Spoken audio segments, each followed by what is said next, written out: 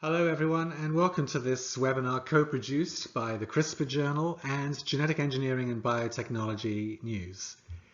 Today's presenter is Dr. Nicole Gaudelli from Beam Therapeutics, and she'll be talking about base editing, putting precision into genomic medicine. The webinar is sponsored by TriLink Biotechnologies.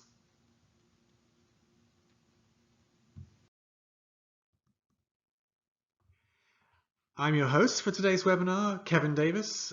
I'm the executive editor for the CRISPR Journal, which has been publishing research in genome editing for about 2.5 years now. We just received our first impact factor.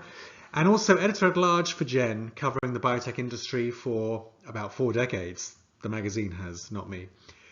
This is part 3 of TriLink's Gene Editing and Cell Therapy webinar mini-series. And if you missed the first 2, you can view them on demand. The speakers were Professor Wen Shi from UMass in Worcester and TJ Craddock, formerly the head of gene editing at CRISPR Therapeutics. But we have a great speaker on tap today, and let's meet her right now.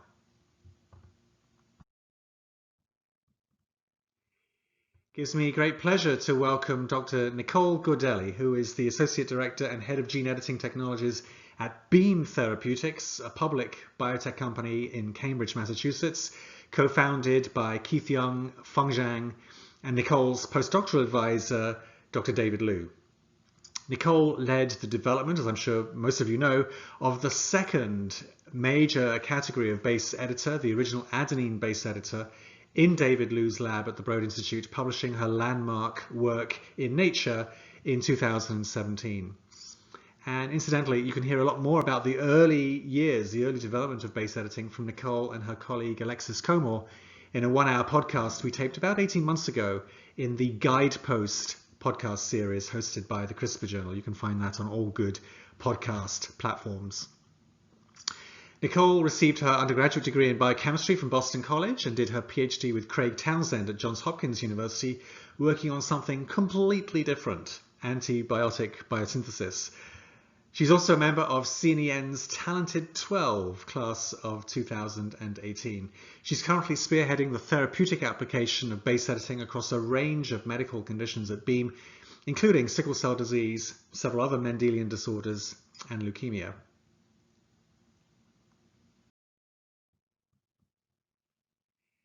Before I hand over to Nicole, please queue up your questions for the Q&A session in the closing portion of today's webcast. We'll try to answer as many questions as we can, so simply hit the Ask a Question button at the top of your screen and submit. All right, let's get this show on the road. Hi Nicole, we're thrilled you could join us today, and we are really looking forward to your talk. Take it away. Welcome to this webinar on base editing, putting precision in genomic medicine. My name is Nicole Gaudelli. I'm an Associate Director at Beam Therapeutics, and I'm the head of the Gene Editing Technologies Group. I wanted to thank Genetic Engineering and Biotechnologies News for the kind invitation to speak to you today, and to TriLink for sponsoring.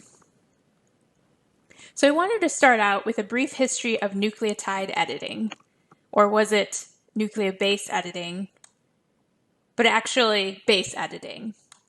So base editing started with an intrepid postdoctoral fellow in the laboratory of David Liu, Alexis Comore. So Alexis is now an assistant professor at UCSD, and she was the one that really pioneered the technology we know as base editing today. So in 2016, she published with David the foundational base editing paper, which describes cytosine base editors in Nature. And what she described was a molecular machine that enabled for the first time the reversion of single nucleotide polymorphism without the reliance on HTR and HJ. So what that really meant was she wasn't creating a machine that was using a cutting tool to make double-strand breaks and then relying on machinery within the cell. Base editing was reimagining how genetic engineering could be done, in the sense that she was now able to perform chemistry on the genome to specifically and precisely convert one base into the other without cutting the DNA. And this technology turned out to be really transformative. And others, in addition to Alexis, had also reported the development of such a molecular machine. And since the inception of this technology, the technology had been used in many labs around the world for a variety of different applications to really validate the robustness of this type of technology. And I wanted to say that, David has cultivated a culture in his lab of really allowing the convergence of people and resources and expertise from a wide range of sources that really enables unbridled innovation to occur. And I think fostering this kind of environment in a laboratory really enabled to think outside of the box and imagine what really could be. So I give a lot of credit to the two of them for really thinking of what could be, not what we had in hand, and developing such a transformative technology, which I will continue to describe. And you might ask, what's with this nucleotide, nucleobase nomenclature that you started the talk off with. So it turns out that base editing really came about because it was just the easiest thing to say, but maybe not the most scientific. So from a chemical perspective, it's really a nucleobase that we're editing. I think originally Alexis and David threw around the idea of a nucleotide. So a tide indicates the phosphate that's attached to the nucleobase through the sugar, which of course is present in DNA, but usually describes more the small molecule, not actually the nucleobase in the context of a DNA polymer. Nucleobase probably is the most accurate description of what the technology is, which again, I'll describe in a few slides. However, it didn't pass the Apple autocorrect test. And what I mean by that is every time Alexis or David typed in nucleobase editing, the computer software, what have you, would correct it to nuclease, which of course is really the antithesis in a way of base editing, in the sense that nucleases are doing double-stranded breaks, and base editing goes through a mechanism that doesn't rely on double-stranded breaks. So the last thing either of them wanted was, people down the line writing manuscripts or what have you, writing nucleobase editing and accidentally it being converted to nuclease editing. That would really not be great. So base editing was arrived on, whilst not the most chemically accurate description of the technology, is really the easiest and passed the Apple autocorrect test, which is an important thing to consider. So base editing really gets after a large landscape of potential genetic diseases to correct, in that the dominant form of genetic variation in human diseases is actually caused by a single letter misspelling within the genome. So here is a graph that depicts the different ways in which our genome can be altered that causes some kind of genetic disease. And the vast majority of those alterations turn out to be the single letter misspelling. So having a molecular machine that really can precisely convert one base into another without cutting or damaging the DNA through double-stranded breaks would really be a very useful tool from the perspective of applying it for a therapeutic. And so I just want to sidestep for a second. I know when we talk about base editing, a lot of times we really focus on single nucleotide reversion. So that would be a type of gene correction in which we directly repair a point mutation to restore a gene's function. So a lot of times, this is sort of what we think of when we think of applications of base editing. But it turns out that base editing can be used for a wide variety of other things that also help from a therapeutic standpoint. For example, you can do gene modification, gene activation, so installing single letter substitutions within a regulatory element or a promoter space to then upregulate some protein of interest. Gene silencing, multiplex editing, base editors can be a very powerful tool. So whilst many times you'll see here in the community, people really focus on this gene correction aspect of base editing. Base editing is used for a lot more than just base editing, so I wanted to take this moment and highlight that. So getting back to what base editors can do and how I sort of came into the fold of all this is, if you consider all of the single point reversions that are out there that cause genetic disease, it turns out that CBEs, hypothetical CBEs, can revert, in theory, about 13% of those pathogenic mutations, while the vast majority of all of those single point mutations can actually be reverted by an A base editor, so something that can take an A to a G or a T to a C from the opposite strand. And I think this realization early on really was a motivating force for exploring the possibility of creating an additional base editor in addition to the foundational cytosine base editor.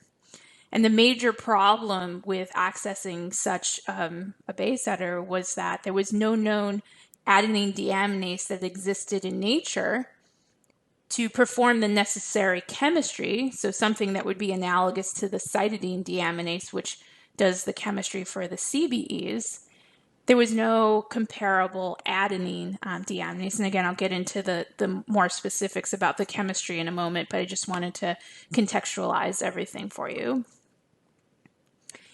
And so I just wanted to take another step back and kind of give you a little bit of background how I sort of got into all this mix of everything. So in a previous life and in my PhD, I actually studied enzymes and how enzymes made small molecules. So I considered myself a natural product chemist or a mechanistic enzymologist. I was always very interested in how enzymes could craft and do such intricate or delicate chemistry in a very efficient and concise manner to create all these sorts of molecules we find in nature that have really high potency, and these enzymes, which have been evolved through thousands, tens of thousands, hundreds of thousands of years, are really optimized to be really efficient molecular machines. In particular, I was interested in modular types of enzymes, so NRPSs or PKSs, that kind of pass down and built a molecule slow one by one. In fact, I wanted to share that there was a time when I actually was in the hood and was a chemist. So this is a picture of me, I think, in my first year of my doctorate, which now feels like a long time ago. So after my PhD, I really became interested in taking enzymes that came from nature and evolving them to do something that we really that were desirable from a therapeutic perspective, for example. And with the foundational understanding of what an enzyme is doing in nature, could we, through laboratory evolution, try to coerce it to do something more desirable? And so I came to the lab of Professor Liu to try and, take my hand at doing evolution, of which his lab and him in particular are, world-renowned experts for discovering not only new ways of doing directed evolution, but conducting various evolutions of naturally occurring enzymes. So while I was in his lab, I was really interested in evolving an enzyme in an antibiotic biosynthetic pathway. And for about a year and a half, I was really diving deep into natural product synthesis and how to do semi-synthetic approaches for making carbapenems, and really, straight down that path. And along the way, I became really good friends with Alexis and sort of got very distracted, I would say, by what she was doing. And I suppose you could say I'm still distracted by that. I thought that what she was trying to do in the lab was really unique and transformative. And I found myself spending less and less time thinking about proteins and antibiotics and more time about DNA and how to make base editors and things like that. And what we shared in common is we both had a PhD in a more traditional chemistry laboratory. So she was an inorganic chemist and I was an organic chemist. And what I had to offer her was I knew how to purify proteins and things like that. And through my mentoring of her on how to do molecular cloning and things like that, I really started to not only build a really strong friendship that is to this day, I consider her my best friend. I really started to learn about what she was thinking about and became really deeply interested in that. And remain so to this day. So going back to a cytosine and adenine base editors in the fold of all this. So cytosine base editors, so what Alexis and David had invented while I was dabbling in, the land of evolution and carbapenem semisynthesis, is cytosine base editors are molecular machines in which you have a cytidine deaminase. So this is a naturally occurring biocatalyst that is covalently hooked up to an impaired form of Cas9 and a small peptide known as UGI, which basically inhibits base excision repair of uracil. So Alexis spent probably about a year between starting the project and publication, developing, optimizing, understanding how this base editor worked, and through iterations of engineering, basically had shown and proven that in mammalian cells, we can convert cytosines to uracils, which then are read as thiamine, and hence reported the first base editor. Now, fast forward to the adenine base editor. So I was very interested in evolution. I knew that an A base editor could be potentially very valuable if we could access such a hypothetical editor, but unfortunately, unlike the cytosine base editor, there was no known deaminase that could convert adenines into the hydrolytic deamination form of adenine, which is inosine. So one had to be created in the laboratory, which, retrospectively, it was quite a risk, to undertake, because this was kind of a crazy thing to do. But I think the need was so great and the challenge was really motivating for me. I really wanted to take a stab at trying to do this gene editing thing, which initially I just saw it as an opportunity to really play with enzymes and see what could be from dabbling. So this is just showing, I hate these heat maps, but what I'm trying to show is if you hook up naturally occurring deaminases that act on adenine to form inosine, but not in the context of DNA, we have adenine deaminases, which work on RNA, small molecules, things of that nature. If you hook it up to Cas9 in a similar fashion to the cytosine base editor, unfortunately, you don't really get any editing at all, even when the effective concentration of that substrate now is super high. So that really demanded directed evolution. So over the next year and a half, I really became devoted to this idea of creating something that didn't exist in nature. So I put down all my other projects. I've spent, up until that point, probably between undergrad and graduate school, about maybe close to 10 years working in the antibiotic natural product field. And I was like, you know what?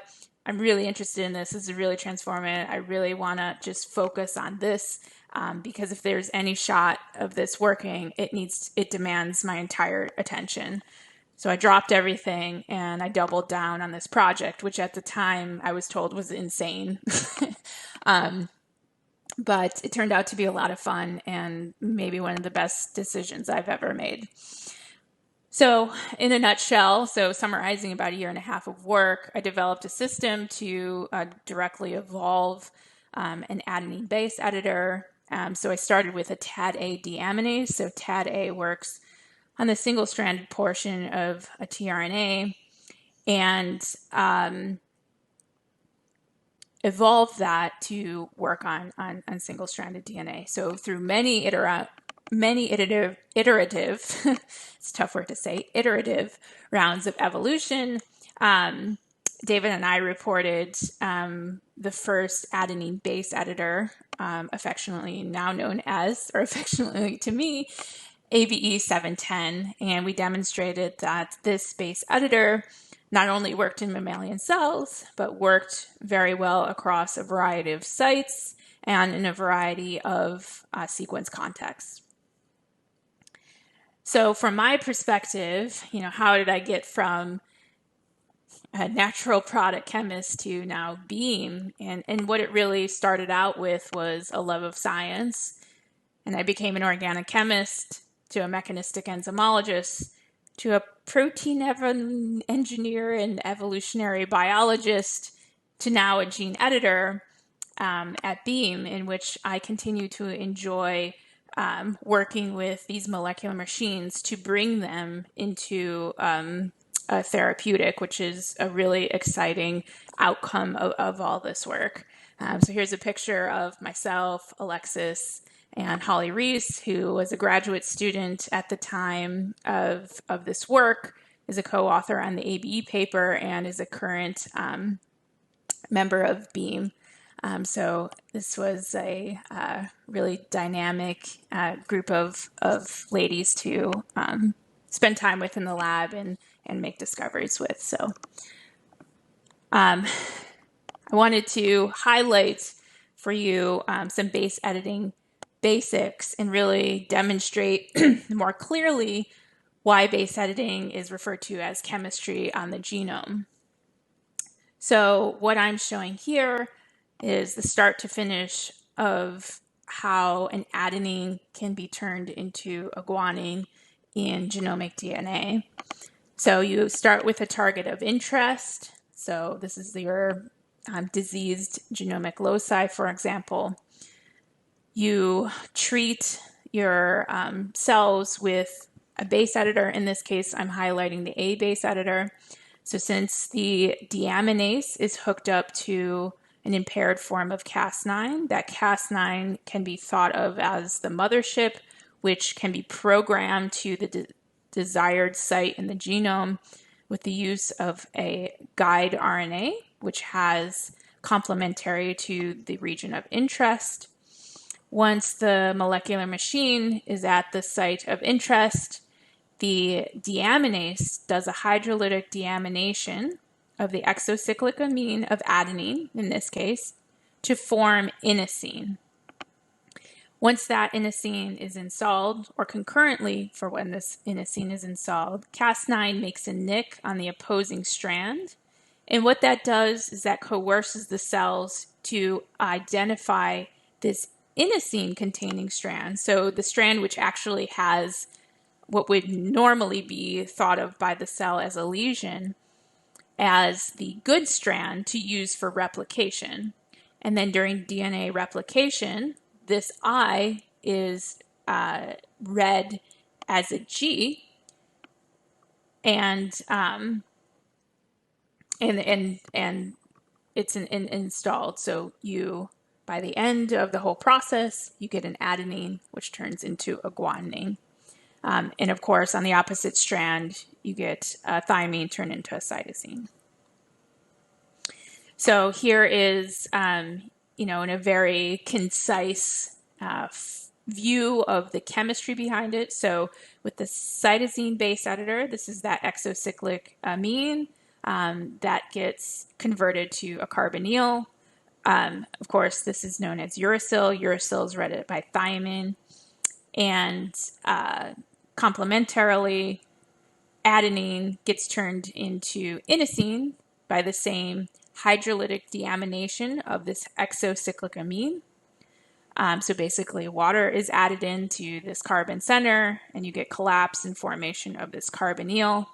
And this molecule, inosine, is read as guanine. So this is truly manipulating the DNA on a chemical level and tricking that cell into accepting this chemical lesion, right? So this is a modification that normally you wouldn't necessarily want, but we intentionally want to install that in there to correct a disease, tricking that cell into accepting this edit, this chemical edit, as something it wants to replicate and then incorporate in newly formed strands. And all this, again, is done without reliance on machinery such as NHEJ or HGR, which is what CRISPR 1.0 technology rely on. And then it does not go through a double-stranded break.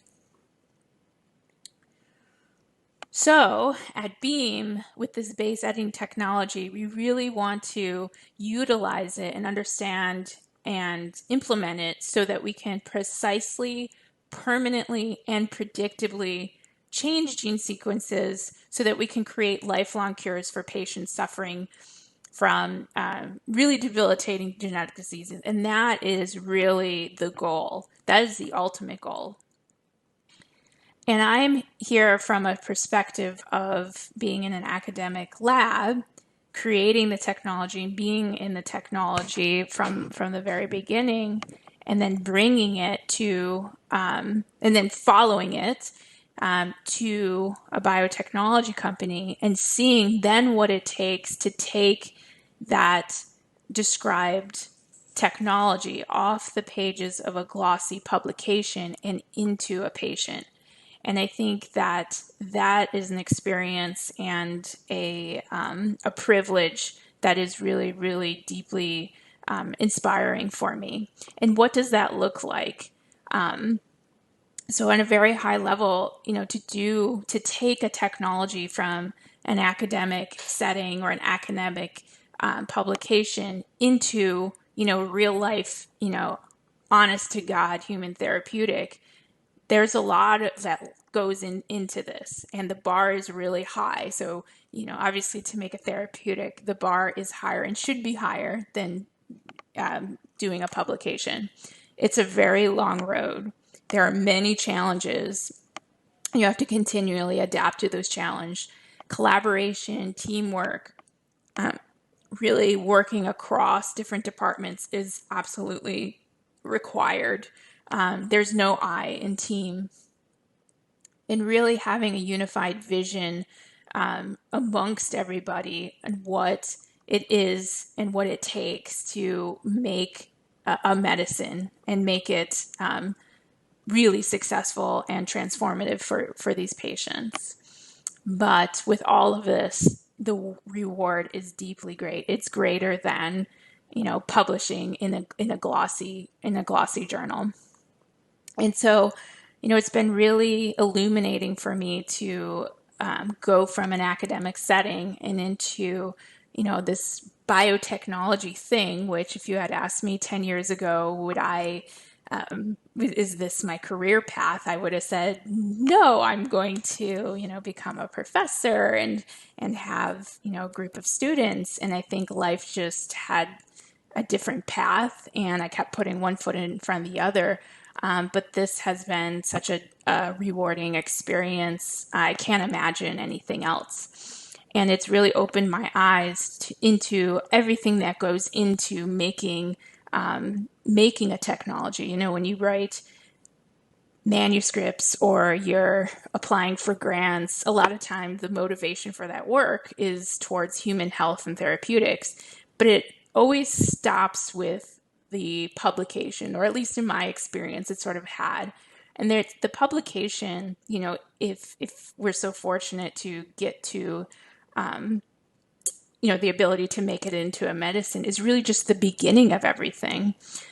So I've made this sort of chart of, my experience and seeing what it really takes. So the technology is a piece in a much bigger puzzle to really get a technology to a patient. So there's platform technology, There's therapeutic proof of concept, so taking that technology and really working with it in vivo, doing biological assays, working in relevant cell types, people that look into delivery. There's all sorts of modalities, how you're going to make the reagent that's going to go into a human. So chemistry, manufacturing, control, and clinical development. And all of these things contribute to making a medicine that goes beyond, just having the technology. Because if you don't have all these other pieces, it's just going to lay flat on those pages of the publication. So therapeutics look at in vivo validation, off-target biology, pharmacology, toxicology. Delivery looks at all sorts of modalities, AAV, LNP, mRNA delivery, RNP, like looking at everything that's possibly available and picking the right modality for the right for whatever application that you're looking to apply the technology to. CMC departments look at quality analytics and regulatory, which is really, something you're not necessarily exposed to in academics, but really is vital to the success of any drug product. Clinical development, so enrolling trial sites to conduct your clinical trials, having relationships with PIs, patient outreach program. There's so much more than just the technology. But of course, for me, I remain on the front end of things of the platform technology. And my group and how I see it is that we're here to create, innovate, optimize what we have, and to educate everybody on the different tools we have at our disposal and what the limitations and potentials of the various tools are. And so with the toolbox that we have, so we have many different DNA editors now, we have RNA editors, we're really trying to make these tools as efficacious as possible, optimize them for different target sites, characterize them very deeply so we really understand all the nuances of them, adapt them, continue to innovate in every iteration of this optimization and characterization, continue to inform and educate the broader community about our learnings to continue to move the ball forward and to advance the technology. So base editors are sort of a whole class of molecular machines that are out there. There's a lot of different flavors and different architectures to consider. So I have this little scheme up here to sort of summarize the different flavors of base editors that are out there. These are highlighting C base editors and A base editors. And so when you're considering what base editor to choose or what to, where to start, there's, I guess, 5 different considerations that I think about. Do you want to use a C base editor, an A base editor, or both? So that, of course, depends on the mutation you're trying to solve, the proximity of a PAM. So base editors can be limited by the availability of a PAM, the editing window, the bystander mutation, and what sort of a minimum efficiency you need. So to give a little vignette of how a therapeutic target can inform and influence what we do on the platform, I'll give a little vignette about alpha-1 antitrypsin deficiency, which is a disease that we're focused on at Beam. So this is an example of a single nucleotide polymorphism. So one of those, abnormal protein expressions that results from a single letter mutation within a gene. So it's caused by a single letter mutation within the SERPINA gene. And so this is known as the Pizz mutation. So it's a glutamic acid that's turned into a lysine. So this causes a toxic gain of function phenotype. So it causes fibrosis or cirrhosis of the liver. There's not really an approved treatment at this time for patients suffering from this disease. Sometimes people actually get lung transplants. It causes a deficient anti-elastase function, and that leads to lung damage and COPD, which is why many patients require lung transplants. And this mutation could be, in theory, reverted by an adenine base editor. So step one, we identified what base editor could be used to revert this genetic disease. So A base editor is the answer. We had to look for the proximity of PAM. So it turned out there's not an NGG PAM. So that's the hallmark of a pyogenous base editor. It recognizes an NGG PAM. There was an AGC PAM, which placed the target A at position 7, which is within the editing window of ABE. But there also existed this 5' adenine, which resided at the 5 position in the protospacer. And we really this was the best place to start given the editing window and the PAM restriction. So a lot of engineering had been done to couple a Cas9 that was AGC or NGC tolerant to TadA. And what we were hoping to see was efficient adenine editing at position 7, and if there was editing at position 5, to evaluate what that biological effect was. So it turned out when we used off-the-shelf AB710 that the editing efficiencies were not spectacular, unfortunately. So you can see if you treat patient-derived fibroblasts, so these have that mutation installed in its genome. When you treated it with AB710, which is what we had available at the time, you couldn't really get editing levels that were really anything to write home about. In addition, we were getting editing of this bystander A, and so we needed to understand that effect. And we also had some alleles that had this 5-only edit. So the first thing that we really wanted to try to do was to understand what that bystander edit did. And it turned out that through an elastase activity assay, along with measuring the amount of alpha-1 antitrypsin, so this is the protein that's defunct when you have the E342K mutation present in what these patients have, we found that if you are able to revert that mutation, of course, you get nice wild-type levels of alpha-1 antitrypsin.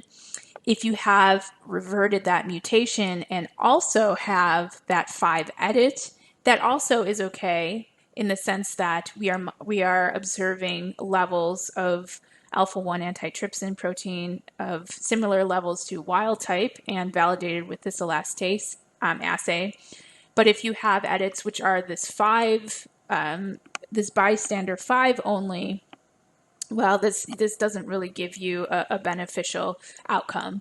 But the majority of edits were either 7 only or 5+7. So this is really an example of when a coding mutation can still give you, and does give you, in a validated way, levels of editing that you're really looking for, and validated with a phenotypic outcome.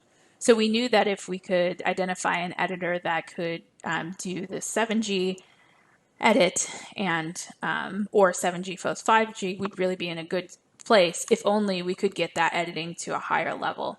So this is really an example of where a therapeutic arm of the company is talking to the platform, so where I reside, and that interplay really allows us to accelerate the development of tools that are really precise and optimized for the target at hand. So what we really wanted to try to develop was a new base editor, a hypothetical A base editor, that would maximize the occurrence or the installment of edits which cause beneficial alleles, which would be the 7G and 5+7G edit, whilst minimizing those bystander alleles. So that really was the goal. Can we make something that's precise for this application? And so the answer really came to be that most obviously was we need to take a step back and dip back into the well of evolution and evolve a TadA from the ABEs 710 starting point beyond to access something that had higher efficiency. So in order to do that, we didn't reinvent the wheel. We used a similar system that I had used while I was a postdoc in David's lab, in which we did iterative rounds of directed evolution again in bacteria. So just really not changing anything about what had been previously described, other than I increased the stringency of the selection. And then once you have a hits within this evolutionary directed evolution platform, you then validate that in mammalian cells. Concurrently to this work, a postdoc and graduate student in David Liu's lab, Michelle Richter and Kevin Zhao, developed ABE8E, which is different than these ABE8s. And they did their evolution through PACE, or phage assistance directed evolution. So their approach took a more kinetic route, and mine was more thermodynamic. And one of the major differences that was with this round of evolution versus what I had done previously during my postdoc is I used a fully synthetic library to randomize TadA. And what this really meant is I was able to access all chemical space at every single amino acid within the TadA open reading frame. So there was no amino acid that I wasn't sampling during this evolution, which is a distinction from when you used error-prone PCR approaches, which is what traditionally is used, certainly in an academic setting, because it's just quicker and more cost-effective. The other side of this is using a chemical library, which allows you to really sample all chemical space and look at all 20 amino acids at every single position, which can be deeply enabling. So satisfyingly, when we conducted the evolution, we really saw that 6 of the 8 amino acid mutations that we identified were actually caused by, would have required 2 nucleobase changes per codon, which was unobserved with the previous TadA error-prone libraries. So using this chemical library really was enabling to access something that could truly outperform its predecessors. And what we found was these mutations really hovered in 2 areas of TadA. One was in the active site, whilst the other was in the C-terminal alpha helix, which for some odd reason seems to accumulate a lot of mutations over the course of, I guess these 8 rounds of evolution at this point. So there's something really special about the C-terminal alpha helix that maybe others out there who are structural biologists can help illuminate what's going on with that. But I digress. So what I wanted to do was really look at all these mutations in a variety of contexts. So there's 2 main architectures of AB8. There is the sort of canonical architecture that employs a wild-type TadA fused to an evolved version of TadA. So this is, what was originally used for ABEs 710, and that was the motivation for having this dimer architecture was really because in nature TadA is a homodimer. And then I also explored, as others in the field have also investigated, an abbreviated version of the editor, which only employs one monomer of TadA. So this is just the evolved TadA, which has all the mutations. I also wanted to look at the effects of adding 2 BPNLS tags versus 1. So in the ABE Max architecture, which has been reported, I guess, maybe a year and a half ago now, it was reported that having 2 of these tags really helped with editing efficiency. We found in our hands it didn't really help with on-target efficiency, even at difficult to target loci, but it did have a negative off-target effect. So we stuck with these 2 architectures, having both heterotandem covalent linkages of 2 monomers of TadA and just having the evolved TadA alone. So we looked at we made and evaluated 40 different constructs, ABE8 constructs across 8 different sites. And we made this computational hierarchical evaluation of all these editors across all the sites and really converged on a subset of these editors to move forward with and further characterize. And these editors all significantly outperform AB710, so we really felt confident we had something of value. So this is just, our favorite bar graph showing across 8 different sites the performance of these core 8 editors in relation to the canonical AB710. So visually you can see pretty quickly that at all these sites for the indicated A's in the various positions within the editing window, there is a marked difference between these ABE8 constructs and AB710.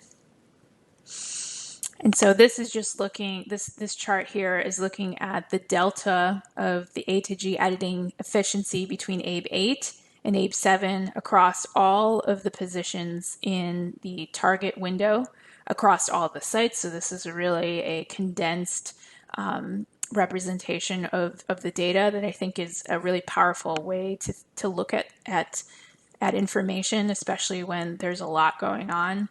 And what we found is ABE8s result in about a 1.5 higher editing at traditional canonical positions, which I denote to be A5 through A7, and a 3.2 fold higher editing at these non-canonical positions. One caveat of ABE8s is that this higher activity has enabled editing at more positions within the standard editing window. So what I'm showing here is a representation of the editing window. So here we have our PAM. We, in base editing world, start the nomenclature of assigning positions starts 5' of the PAM. But at any rate, it effectively widens the window of the editing. And so that has pluses and minuses. If AB710 works really well for you and your A is positioned at 5 or 6 within the editing window, then you should, AB710 might be the tool for you. But if you have an A that really isn't hitting the mark at position 5 or 6, and or you're trying to target A's that are further outside that narrow window, ABE8 provides a solution for that. And really what this looks like in practice is about an additional 3,000 more mutations can now be accessed with this ABE8 based editor based on the access and ability to convert A's at positions outside the window. So it all depends, this is going back to picking the right tool for the job. Interestingly, while ABE8 is a more active variant, it actually had lower INDEL frequency at most sites. This was just an observation we made and not really, didn't really delve into that. For those of you out there that are interested in diving deeper, I'd be really curious to hear your findings and see what you might come up with. So I'm sure it has something to do with the repair and kinetics of all these things, but again, it was outside the scope of what we were trying to evaluate. This is just highlighting that TadA is still modular in the sense that if you hook it up with other Cas9s, it's still that boost in efficiency we're seeing with the canonical pyogenous NGG-PAM can be translated into these other non-NGG PAM, so S. aureus benefits from a more active TadA, as well as engineered variants of pyogenes. Satisfyingly, we also see that when you hook up this TadA to a completely dead version of Cas9, you still can get editing levels that are certainly above AB 710, but even close to what you're getting with the canonical version of this molecular machine, which employs that nickase. So the nickase does increase and boost editing efficiency, but if for some reason there's applications which indels really have to be minimized, so base editing has really, really low indels to begin with, but if you really want, low to absolutely no indels, putting this evolved TadA onto a dead form of Cas9 really can get you what you're looking for. And this was something that was surprising in a way that it was active enough to overcome, the boost in efficiency you get from that nickase. But certainly, again, that nickase does still give you a kick. So I don't want to get too much into the weeds of this, but a lot of publications look at gene editing with plasmid transfections, and we started to evaluate, what off-target effects look like when you do mRNA delivery. So, when you're making a therapeutic, nobody's trying to cure patients with plasmids and hex cells. We're really trying, we have different modalities that are more relevant, mRNA, being chief of them, or at least, an option. So what we found is that, yes, that, especially guide-dependent off targets, so things that are caused by mismatch, of course, they go up when you're using a more active deaminase. I think that is to be expected. But when you're looking at these off-target effects with mRNA, there's quite a bit of a reduction in that off-target editing. So that's really encouraging because that's really what's going to be more therapeutically relevant. And when you're doing these off-target evaluations, you're not going to be looking at these random sites that are from publications. You're going to be looking at sites that correlate to the target, the target of interest. And so we also wanted to evaluate the safety even further by looking at guide-independent RNA off-targets. So this is something that's more, our guide-independent off-targets is something we're more focused on because it's something that's been highlighted in the literature in the community over the past, I guess, year and a half now. And really, the big takeaway is that whilst there is some RNA guide-independent off-target events, really when you start doing mRNA delivery, you can get a 130-fold decrease in these events. And certainly if you install this V106W mutation, which was described by Holly Reese, I think about a year and a half ago, you can really mitigate that kind of response and outcome. And certainly these levels are quite low and something we were really happy to see. We took this further and looked transcriptome-wide, and again, we saw very low levels of guide-independent RNA off-targets, and again, inclusion of this V106 W mutation that's been reported in the literature really offset any small amounts of transcriptome-wide editing we saw. So we evaluated this in primary cells, so T cells, and looked at hex cells, and basically got the same outcome in both. So what we really are focused on and wanting to understand is how does this affect DNA guide-independent off-targets? Because I think this is a little bit more of interest in what we really care about in terms of off-target effects. So we, like others, use this assay in which we deliver the reagent to cells. So we delivered mRNA and a guide targeting B2M. We let those cells grow up. We cell sort them and isolate We isolate single cells that are B2M negative, so that ensures that the reagent has seen the cell and the cell's been treated.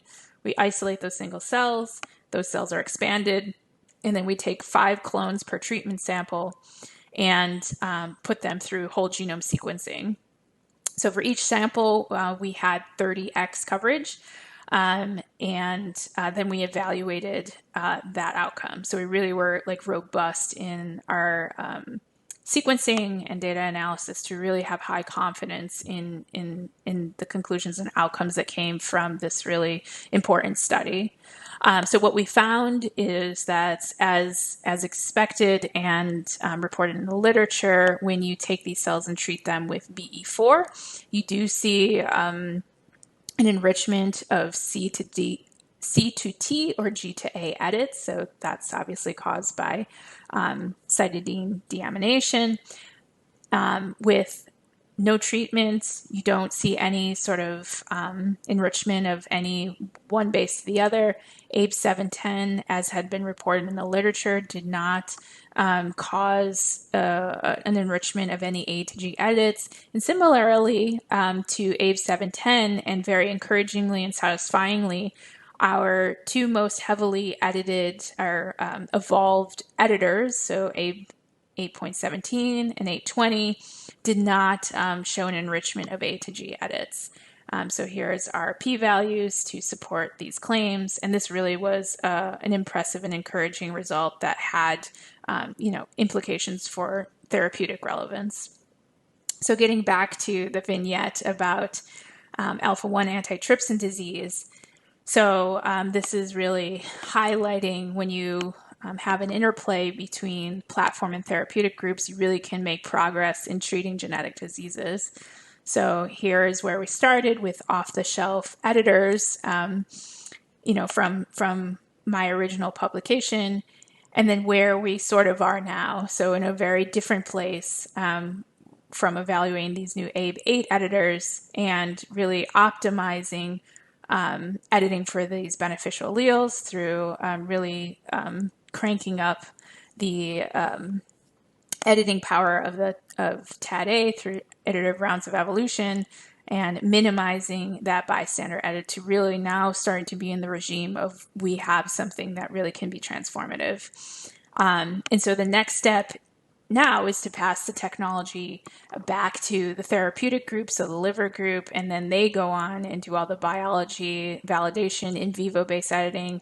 They work with delivery to then make, get the proper reagent to deliver it to the cells that need to see that reagent. And I also want to highlight Dr. Michael Packer, who has generated all the data for the alpha-1 using these ABE8s, and he too was from David's lab, and I've had the pleasure to continue to work with him. He's giving a talk at Cold Spring Harbor in a week, so check that out if you have the opportunity. So I just wanted to quickly, I know I'm conscious of the time, highlight for you the power of ABE8 and what it can do for therapeutic applications. So as I said, we always focus on this gene correction aspect of base editing, which is a powerful application of base editing, but there's so many more things you can do. So gene activation is one of them. So sickle cell disease is a disease that many are interested in because it affects so many people in America. People are really suffering from this disease, and it's caused by a single letter misspelling. So, and the single letter misspelling, it causes a disorder for healthy blood cells where they're no longer able to carry oxygen through the body, and then these cells take on this sickling shape. So it turns out that if you can upregulate fetal hemoglobin, that you can ameliorate a lot of the symptoms of sickle cell disease. So it does this by inhibiting the polymerization of the deoxysickle hemoglobin, so that thing that's sort of making them sickling. And it turns out that there's people walking around this earth that have mutations in the promoter region of their gamma globin gene, which upregulates fetal hemoglobin, and they have the mutation causing sickle cell disease, but yet they don't actually suffer from the debilitating disease. And what I want to just mentioned briefly is that the higher the level of this gamma globin, this fetal hemoglobin, the greater or the further reduction in disease. So you really want as high level as possible. So I wanted to highlight for you that there is a promoter region you can target. So this is, just go back a slide. This is what's called the British mutation. So it's an area of the promoter region of the fetal hemoglobin gene that's been identified in people walking around this earth, that if you make, they have this mutation and they have upregulated fetal hemoglobin. So what we did is we tried to target the same loci that is found in these people walking around, recreate that mutation, and to install and enable the upregulation of the gamma globin. And so here is the target of interest. And what we see is that when we treat that target with ABE7 versus ABE8, we get a markedly different outcome in terms of the amount of gamma globin that is produced. So we installed this mutation, not only that, but also measured the amount of gamma globin that happened as a result of these mutations, measured that gamma globin, and then evaluated the differences in the samples treated with ABE7 versus ABE8, and we found that there was a really large difference between the median globin values between ABE8 and ABE7, which was really a great outcome. And it turns out that there's different alleles, and this is going back to, is a bystander edit bad or good or what have you, because in base editing, bystanders can occur. And it turns out in this case, actually having that bystander edit, so having both the edit at position 7 and 8 turned out to be a good thing. So we plotted this in the correlation between the upregulation of gamma globin and alleles that had both edits. So all of this to say that this having the ABE8 was an improvement over ABE7 in that we could produce more gamma globin at this loci. So just really, really quickly, we can also use base editors to install stop codons for a C base editor or splice sites or attack splice sites to silence them. And they're really great for multiplex editing considerations because we don't have double-stranded breaks. So there's a growing body of evidence that suggests that genome editing can be used to confer beneficial properties to T cells in the context of cell therapies such as CAR Ts. So if you can engineer these T cells and knock out receptors of interest at will, you really have a really powerful tool. And nucleases are traditionally used for these types of approaches, but as you know, nucleases introduce indels, and multiplex editing can be challenging because they result in genomic rearrangements and toxicities with variable frequencies. So having a tool that can knock something out while still, while not causing double-strand breaks would really be transformative. So in addition to CBEs, which can install stop codons and silence proteins through splice site targeting, ABEs can also do this. Of course, can only target splice sites. You can't install a stop. But ABEs broaden the scope of targeted loci, which is great. And so we just wanted to demonstrate that this was possible now with ABE8 and wasn't before with ABE7. So initially, we just looked at a bunch of different targets of interest. We looked at a whole host of guides, and we evaluated those guides for their efficiency and used flow sorting as a proxy for outcomes that we would see with something like NGS. What we found was that ABE820 across many different sites of many different targets really performed the best. So again, ABE820 is the most highly edited TadA that we have. And then when we took the best guides for each target and look at the gene editing outcomes, we saw that ABE820 ABE20, as well as many other flavors of ABE8 across these 6 important targets. Really had, I'd say pretty close to quantitative editing across all the sites, which was really, really fantastic to see. And I think the one of the greatest outcome is when we did multiplex editing. So really combining 3 targets at once using ABE8 and evaluating against ABE7, and looking at the conversion across these sites. What we see is that we still retain really high base editing across the 3 sites with ABE8, and really we're struggling still with ABE7. So it's a really clear difference between ABE820, these ABEs we have now, versus what we had, off the shelf from the original publication. And so I just want to close with, what it takes to really bring a publication to the bedside. And I think it's something that I'm still learning and something I'm continuing to mature into and develop a understanding of what it takes. But really, it takes a strong foundation of a technology. If you don't have something that really works robustly to begin with, it can be a challenge.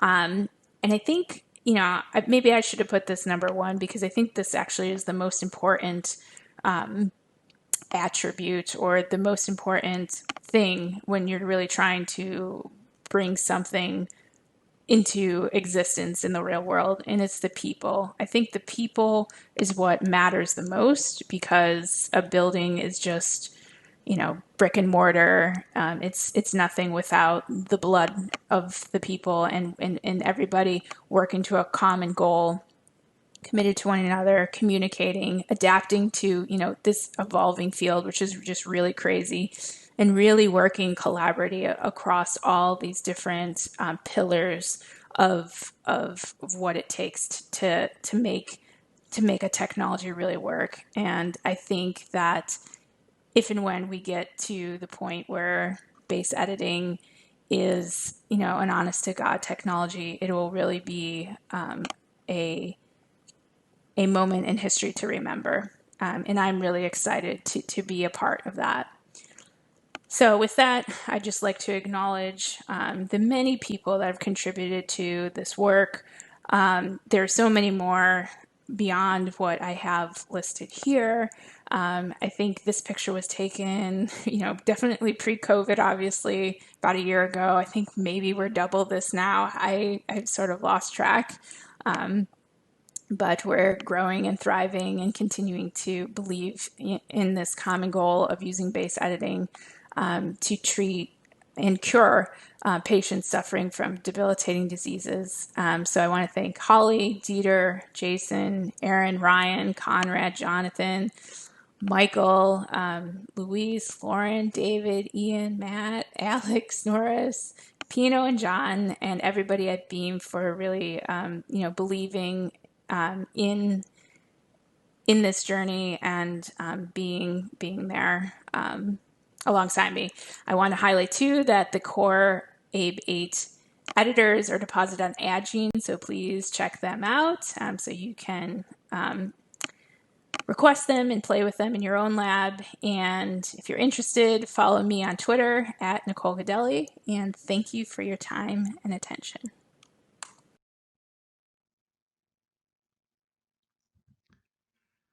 Nicole, that was a stunning presentation. Thank you so much. We're going to move in just a few moments into our Q&A session. So please get your questions in.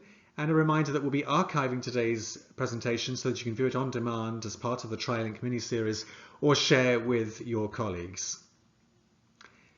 All right, it's time for our Q&A session. So let's bring back Nicole and just give us a couple of moments to transition into the Q&A session. Well, Nicole, this is Kevin Davis. Again, thank you so much. We seldom indulge our webinar speakers to speak for a full hour, but that was absolutely superb. So don't feel bad. It was worth every minute. it was worth every minute. It leaves us with one problem, however, which is we only have a few minutes for questions, and we've received a barrage, not surprisingly, of about 20 questions. So what I think we're going to do is we'll take one or two now, but we're going to port them over to Twitter and invite you, if you don't mind, to, over the next day or two, to answer them as we post them from the CRISPR Journal account using the hashtag #TriLinkBase. So if you didn't get your question in, feel free now to go onto Twitter and post a question for Nicole using the hashtag #TriLinkBase. And we'll get those posted in the next, well, hopefully today, but if not, then very soon. Let me just pull up the questions we received. Let me take a couple. Nicole, one that was definitely on my list was about prime editing. So, of course, your former colleagues and former supervisor segued from base editing to produce a new system called prime editing, and it's been announced and published that there's going to be some sort of collaboration potentially between Beam Therapeutics, your company, and potentially a new company that David is setting up called Prime Medicine. What could you say a little bit, perhaps not so much about the commercial aspects of prime editing, which I fully understand you're probably not allowed or able to talk about, but how does the scientific flexibility and capability of prime editing in principle compare and contrast to the base editing system that you've been describing? Yeah, thanks. And thanks everybody for spending the hour with me. It was really a treat. So yeah, prime editing is a technology that I find to be really exciting, and I find it to be complementary in a lot of ways and to base editing and other technologies. You know, I think in this field, it's easy to sort of say, you know, oh, this is the new generation of CRISPR. We got 1.0, 2.0, 3.0, sort of in the, you know, Apple iPhone vein. But in reality, there's many tools for many applications, and we need as many tools as possible to really treat genetic diseases, and that really is the goal. So prime editing is a completely different mechanism through which to conduct gene editing that's different than base editing, and can do editing in ways that base editing cannot. For example, we currently don't have a really robust transversion editor, so for those applications, it might make sense to explore TadA editing technology. That being said, prime editing is not as advanced as base editing by any stretch of the imagination. So we continue need to evaluate it as it's an emerging technology. There's a lot to do, but it's not as mature as base editing. And certainly when we consider transition mutations or things that base editing can correct, base editing in relation to prime editing is a superior technology in that vein. Okay. Also, you didn't have a whole lot of time to talk about the delivery aspects. You did touch on it midway. One question was in terms of delivery. We know that the base editor Cas complex is pretty big. So how do you go about fitting that into an AAV vector for in vivo delivery? How do we solve the delivery issue? Yeah, that's a really, really good question. And so the way that this issue has been solved for AAV delivery is you can do some molecular tricks. So it's called a split intein. So basically you have two AAVs that have pieces of the base editor that when it's transcribed into the cell, it then clicks together in a way. So it's been a really interesting molecular challenge that engineers in the field have taken on and really tackled. And I think it's been recently reported, at least in David's labs and more broadly others, the split intein approach for molecular machines that are too large to encapsulate in one AAV. So we split it up is the Twitter answer. Yeah, your Navy character answer.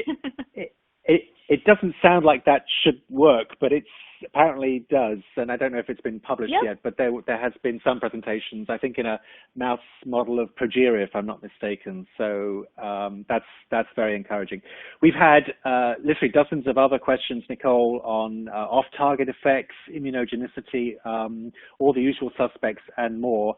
And because we've just about run out of time, what we're going to do is port those over to Twitter using the hashtag TriLinkBase, and we will get those up as soon as we can and invite Nicole, and maybe she'll rope in some of her many talented colleagues to have a go at addressing some of those, so that you can get the answers to your many questions prompted by Nicole's superb presentation. If you enjoyed that presentation, as I'm sure you did, can I suggest also that you check out episode 10 of Guidepost? This is the CRISPR Journal's podcast series. I had the pleasure of recording a fabulous interview, also an hour long, with Nicole and Alexis together. It was really the Nicole and Alexis show. That was great stuff. It was posted and presented last year, just over a year ago, available on Spotify and all your favorite podcast platforms. Episode 10 of Guidepost, the CRISPR Journal's podcast series. All that really remains for now is for me to thank Nicole Gaudelli from Beam Therapeutics for an absolutely superb presentation. And on behalf of Jen and the CRISPR Journal, I really want to wish everyone at Beam and in the base editing field all the luck in the world for developing and pursuing this chemistry on DNA. It's for those of us who are a little older than you, Nicole, it's just amazing to see the progress and the platform technology that you've established. It's incredibly exciting. Also, I want to thank TriLink for supporting today's webinar. It's been a great series on CRISPR and base editing that TriLink has supported, and we've been very, very delighted to produce this series for them. Most of all, I want to thank you, one of more than 1,300 folks who've pre-registered to attend today's webinar. Please tell your friends if they weren't able to attend live that they can do it on demand. It'll be posted at least for another 12 months, and I think we'll have great evergreen value. So for everybody at Jen and the CRISPR Journal and everyone who helped produce today's webcast, I'm Kevin Davis. Please stay safe, and goodbye for now.